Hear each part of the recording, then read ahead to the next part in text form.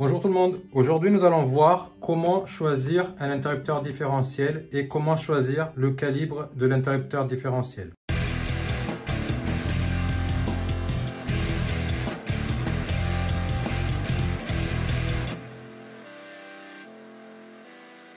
Aujourd'hui nous allons donc voir comment choisir votre différentiel, quel type choisir, quelle intensité choisir et ainsi que quels sont les disjoncteurs divisionnaires qui se mettent sur un différentiel. La vidéo va être divisée en 5 catégories. Tout d'abord, nous allons voir le rôle d'un interrupteur différentiel. Ensuite, les différents types d'interrupteurs différentiels dans votre maison. Nous allons aborder également quel interrupteur différentiel choisir pour les équipements. Que dit la norme sur les interrupteurs différentiels? Et enfin, comment choisir le calibre de l'interrupteur différentiel. N'hésitez pas à rester jusqu'à la fin. Il y aura des questions-réponses également afin que vous puissiez bien comprendre le rôle de votre interrupteur différentiel. Alors, quel est le rôle d'un interrupteur différentiel?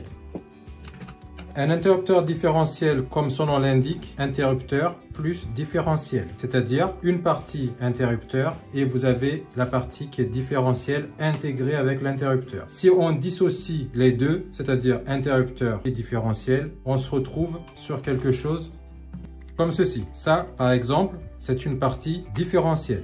Si on l'associe avec un disjoncteur ou un interrupteur, par exemple avec un disjoncteur, ça fait un disjoncteur différentiel. Si on l'associe avec un interrupteur, ça fait un interrupteur différentiel. Maintenant, nous allons voir le rôle d'un interrupteur différentiel. L'interrupteur différentiel, il sert à protéger les personnes, c'est-à-dire vous, les occupants dans votre maison. Il permet de mesurer l'intensité qui rentre ici et qui sort ici, c'est-à-dire l'intensité entre phase et neutre. On ne va pas rentrer dans le détail, je vous explique juste le rôle rapidement. On rentrera dans le détail quand on fera la différence entre un interrupteur différentiel et un disjoncteur différentiel. On fera un cas concret, un cas réel et pratique afin que vous puissiez bien différencier un disjoncteur différentiel et un interrupteur différentiel, à quel moment le différentiel se déclenche, pour quelles raisons et ainsi de suite. Pour simplifier le rôle de l'interrupteur différentiel, il sert à protéger les personnes, il permet de mesurer l'intensité entrant ici, entre phase et neutre, et l'intensité sortant qui est ici. Il se déclenchera selon le seuil du déclenchement indiqué sur l'appareil, c'est-à-dire le 30 mA ici. Ce qui signifie que dès que le seuil, le courant de fuite par exemple, dépasse le 30 mA qui est ici, votre interrupteur différentiel va se déclencher. Il existe bien évidemment des seuils comme 15 mA, 30 mA, 300 mA, 500 mA pour votre disjoncteur général abonné qui est ici.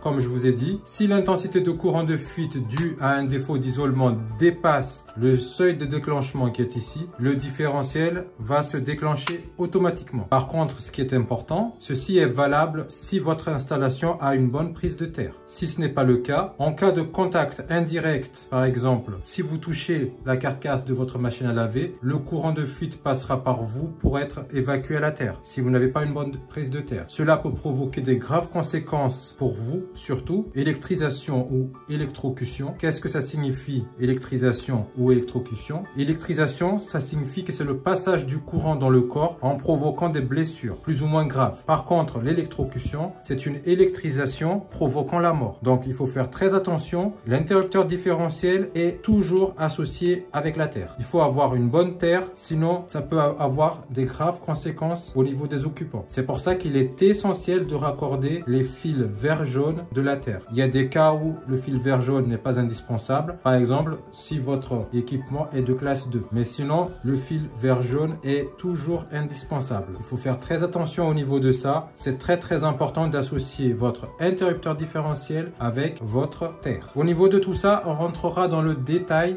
dans une prochaine vidéo. Ce qui est essentiel dans votre installation électrique, c'est d'avoir les différentiels. L'interrupteur différentiel ou des disjoncteurs différentiels. C'est très important, j'insiste là-dessus parce que c'est le différentiel dans votre installation électrique qui vous protège contre les courants de fuite, les défauts d'isolement. Il est très important de les avoir. Maintenant, nous allons aborder les différents types de différentiels dans votre maison. Dans votre maison, il existe des différents types de différentiels. Interrupteurs différentiels ou disjoncteurs différentiels. Dans notre cas qui est ici, on va se focaliser tout d'abord sur les interrupteurs différentiels. Vous pouvez avoir des interrupteurs différentiels qui sont obligatoires dans votre maison. Il y a des interrupteurs différentiels qui ne sont pas obligatoires, mais qui sont fortement recommandés. Dans votre installation, il existe 3 types, on va dire, d'interrupteurs différentiels. Vous avez le type AC, vous avez l'interrupteur différentiel de type A, vous avez l'interrupteur différentiel de type SI, HPI ou F. On va détailler ces 3 types d'interrupteurs différentiels. L'interrupteur différentiel type AC, par exemple, comme celui-ci. Malheureusement, dans cette vidéo, je n'ai pas de type A ou de type FSI ou HPI. Pour différencier les différents types d'interrupteurs différentiels, vous avez ce petit symbole-là. Par exemple, ici, c'est un symbole d'alternatif, ce qui signifie que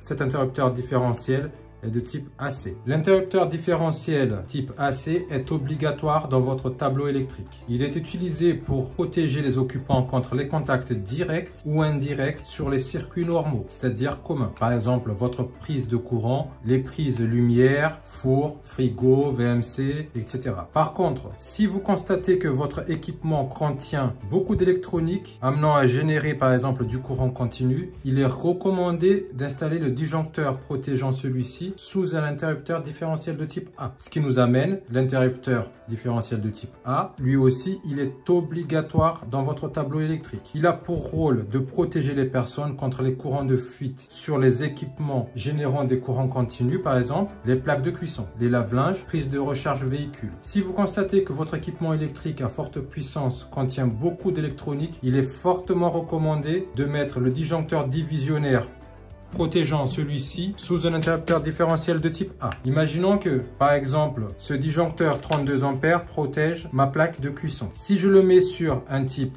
AC comme ici, cela va le protéger. Mais le problème, c'est que en cas de défaut d'isolement qui vient du courant continu de votre plaque de cuisson, votre interrupteur différentiel type AC ne va pas détecter. Parce que le différentiel type AC, lui, il détecte que les courants de fuite en alternatif. C'est pour cette raison que l'interrupteur différentiel de type A est obligatoire dans votre maison. Il existe également un interrupteur différentiel de type SI, HPI ou F. Les interrupteurs différentiels de type F, SI, HPI, FSI, ils ne sont pas obligatoires dans votre installation électrique. Mais il est recommandé si vous avez des équipements qui sont sensibles aux micro-coupures. Par exemple, ordinateur, congélateur, votre télé, votre box, tout ce qui concerne les domaines de l'informatique. Pourquoi? Parce que un interrupteur différentiel de type HPI, il va détecter les micro-coupures qui viennent de votre réseau électrique, les petites coupures intempestives par exemple. Cela permet de protéger vos équipements contenant des circuits électroniques. Pour en revenir un peu plus sur un interrupteur différentiel de type SI, HPI ou F, ils sont destinés à protéger vos appareils sensibles, comme on a dit tout à l'heure, contre les micro-coupures de courant intempestifs générées par des perturbations sur le réseau. C'est un interrupteur différentiel à haut pouvoir immunitaire. Il arrive à détecter les défauts liés à composantes alternatives et continues, mais également les courants de défaut haute fréquence. Par contre, il y a un hic sur les interrupteurs un peu spéciaux comme SI, HPI ou F, de type F. Ces interrupteurs-là, malheureusement, ils sont 2 voire 3 fois plus chers qu'un interrupteur différentiel de type AC comme ici. Maintenant, nous allons voir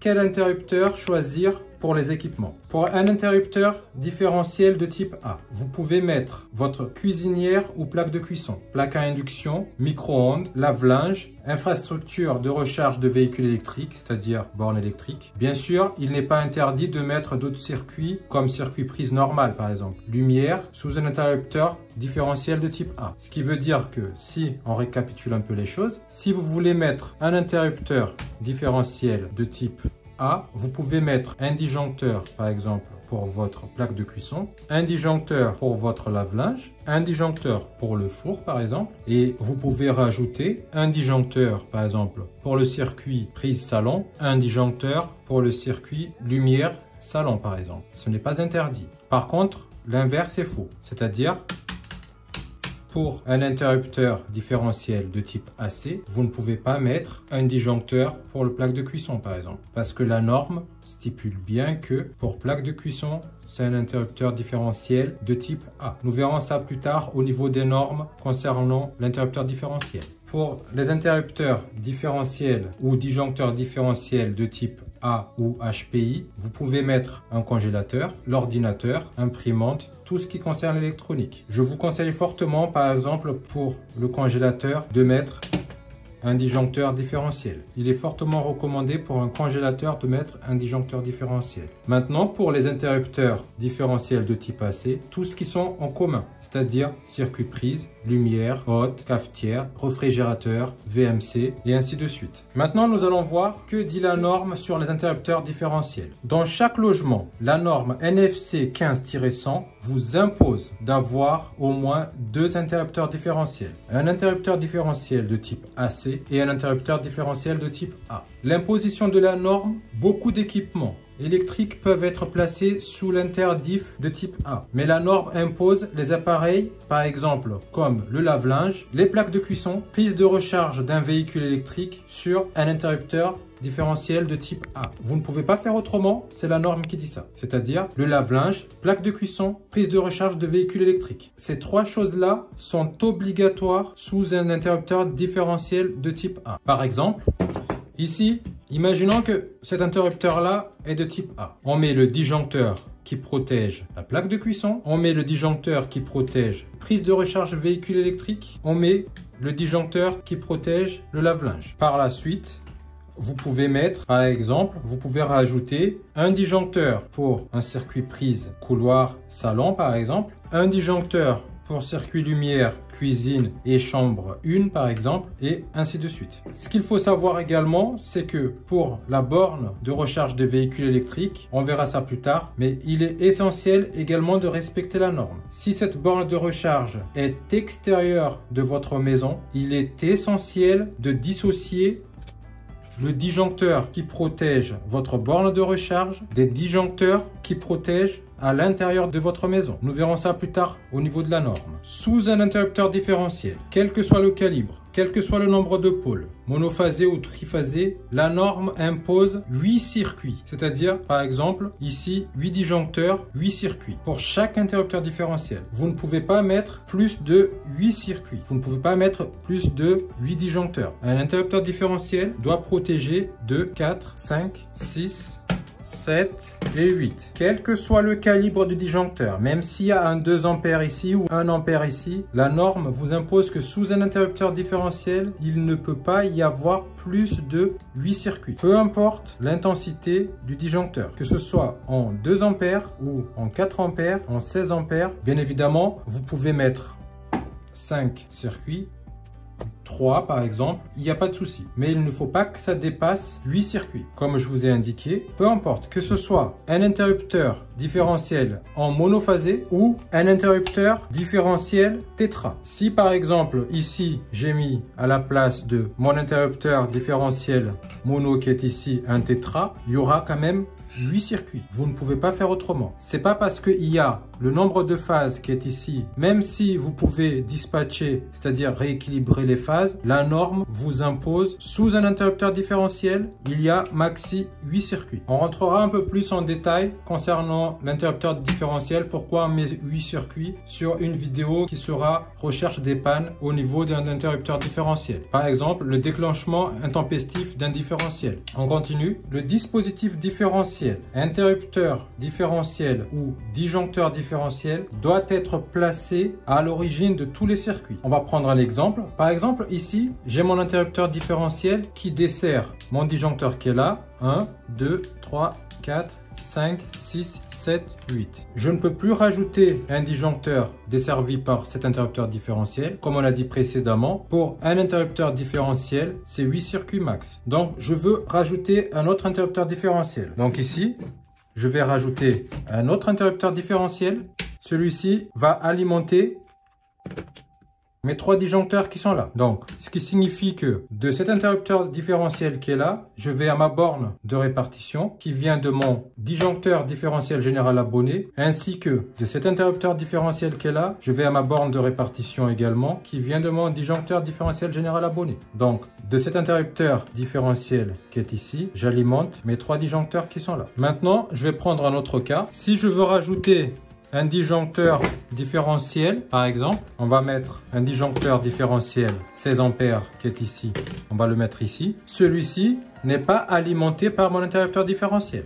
Le disjoncteur différentiel qui est là, il sera alimenté directement à partir de mon disjoncteur différentiel général abonné, c'est-à-dire la borne de répartition qui alimente tous mes interrupteurs différentiels. On continue. Pour le chauffage, l'ensemble des circuits, y compris le fil pilote, est placé par zone de pilotage sous un même différentiel. Bien sûr, 30 milli. Qu'est-ce que ça signifie exactement? Donc, imaginons que ici, vous avez 3 circuits chauffage et que vous avez par exemple la protection de votre fil pilote qui est ici. Il est essentiel pour les 3 circuits chauffage de mettre le disjoncteur qui protège les fils pilotes sous un même différentiel. Si vous le mettez par exemple, ce disjoncteur qui protège vos fils pilotes, si vous le mettez sur le différentiel qui est dessus et que vos circuits chauffage est en dessous, c'est interdit. La norme dit bien que pour le fil pilote, c'est sous un même différentiel 30 milli. Pour les circuits extérieurs non fixés à votre maison, exemple éclairage extérieur, les protections doivent être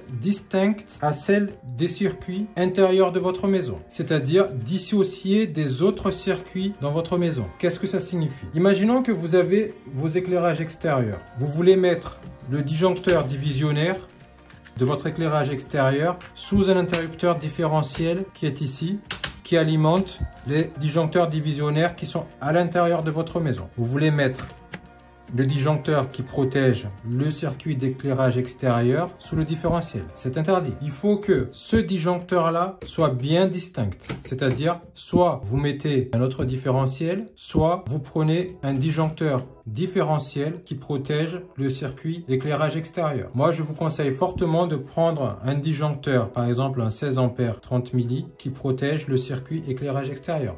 Ou un disjoncteur 10 ampères 30 milli. Par exemple. Pour le câbler, c'est très simple.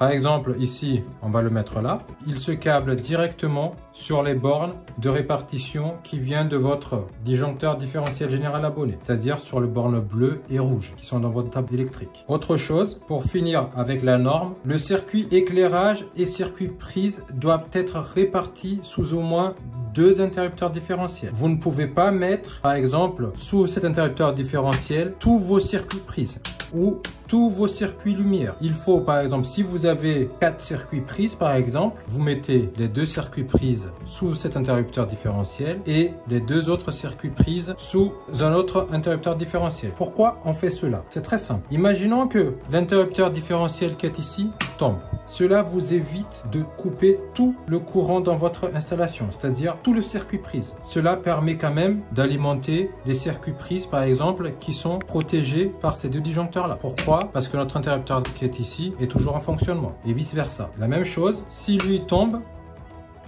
lui va continuer à fonctionner. Sauf dans les cas exceptionnels où c'est votre disjoncteur abonné qui tombe. Maintenant, nous allons voir comment choisir le calibre de l'interrupteur différentiel. Ce qu'il faut savoir, c'est qu'avec le déploiement du compteur Linky, la plupart des disjoncteurs de branchement sont réglés à leur calibre max. C'est-à-dire, par exemple ici, le calibre, si on prend ce disjoncteur différentiel abonné, le calibre max est 90 ampères. Mais dans votre cas, dans votre installation électrique, dans votre maison, la plupart du temps, le calibre max est de 60 ampères. Vous le retrouvez ici, dans la petite bulle qui est ici. Ce qui implique que pour la rénovation totale, construction des maisons neuves, la règle de choisir un interrupteur différentiel en fonction de l'intensité de réglage du disjoncteur de branchement pourra devenir obsolète dans l'avenir. En tout cas, à l'heure actuelle, aucune norme ne l'interdit. Si vous faites de la rénovation, je vous conseille de choisir un interrupteur différentiel de 63 ampères 30 mA. Au moins, vous êtes tranquille auprès du consuel. Pour cette vidéo, je vais quand même vous expliquer les 2 façons comment choisir l'interrupteur différentiel dans un tableau électrique. Tout d'abord, il y a la règle amont et règle aval. Donc, le choix du calibre en fonction du disjoncteur différentiel général abonné, ça c'est la règle amont, et le choix du calibre de l'interrupteur différentiel en fonction des disjoncteurs divisionnaires. Donc, on va commencer par la règle de l'amont, c'est-à-dire le choix du calibre en fonction du disjoncteur d'abonné. Pour appliquer cette règle, c'est très simple. L'interrupteur différentiel dans votre tableau électrique, par exemple celui-ci, ici doit être supérieur ou égal à l'intensité de réglage de votre disjoncteur de branchement. Qu'est-ce que ça signifie?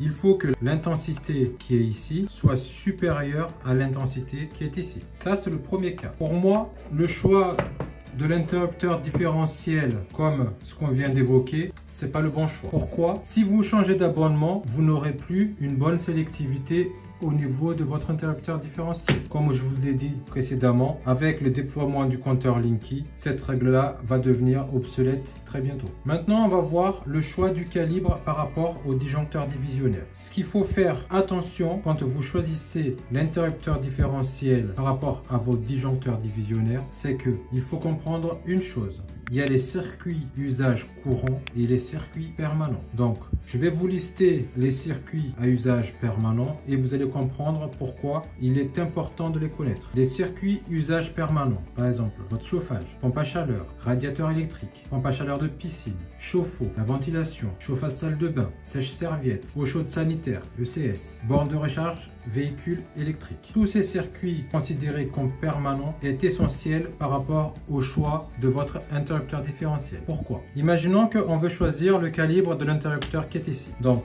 sur cette rangée, par exemple, on a le 32 ampères qui est ici pour la protection de notre plaque de cuisson. Le 20 ampères qui est ici est pour notre chauffe-eau, par exemple. Le 16 ampères qui est ici, c'est la protection d'une prise, circuit prise, par exemple. Le 16 ampères qui est ici, la protection d'un autre circuit prise. Et le 10 ampères qui est ici, par exemple, c'est pour notre sèche-serviette. Et enfin, le 10 ampères qui est ici, c'est pour notre protection circuit lumière. Ce qui va se passer, c'est que pour mon chauffe-eau, le 20 ampères qui est ici, et le 10 ampères qui est ici pour le sèche-serviette dans la salle de bain, je vais les isoler. Pour choisir mon interrupteur différentiel qui est là, c'est-à-dire le calibre de l'interrupteur différentiel, il faut que j'additionne le 32 ampères qui est ici, plus le 16 ampères qui est ici, plus le 16 ampères qui est là, et enfin, plus le 10 ampères qui est ici. Ce qui nous donne 74 ampères. Ces 74 ampères, je vais les diviser par 2, ce qui nous amène à 37 ampères. Que ça signifie? Les 32 ampères, le 16 ampères qui est là, qui est ici, et le 10 ampères qui est là, on les considère comme des circuits à usage courant. Par contre, ce 37 ampères là, je vais additionner avec mes deux circuits permanents, plus 10 ampères qui est ici, ça fait 47 ampères, plus 20 ampères qui est ici, ça fait 67 ampères. Donc,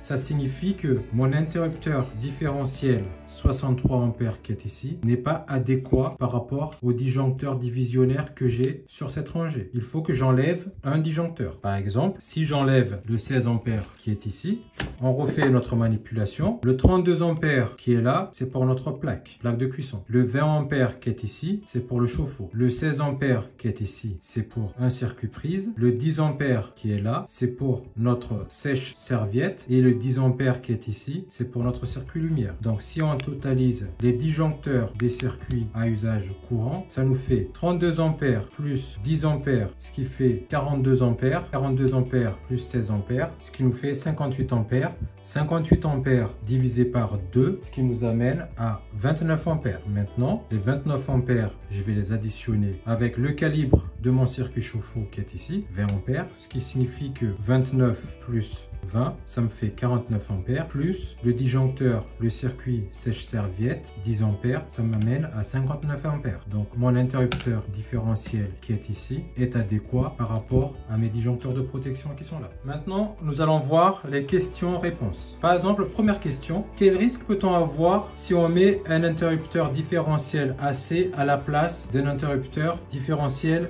de type A? Comme on a évoqué précédemment, l'interrupteur différentiel de type AC, il arrive à détecter le courant de fuite sur du courant alternatif. Or, le type A détecte le courant de fuite sur de l'alternatif et en même temps le continu. Le risque si vous mettez un interrupteur différentiel de type AC à la place de type A, c'est que lors d'un courant de fuite sur les parties électroniques générant du courant continu sur votre équipement, le différentiel type AC ne le détecte pas. C'est pour cette raison que la norme impose un interrupteur différentiel de type AC et un interrupteur différentiel de type A dans votre installation électrique. Deuxième question, est-ce que je peux mettre un disjoncteur divisionnaire pour un circuit prise normal sur un type A? Comme on a vu sur la vidéo, bien bien sûr, vous pouvez mettre, il n'y a pas de souci. Même si c'est un disjoncteur qui protège votre lumière ou un disjoncteur qui protège votre circuit prise, il n'y a pas de souci. Vous pouvez mettre un disjoncteur divisionnaire sous un type A. Troisième question, est-ce que je peux alimenter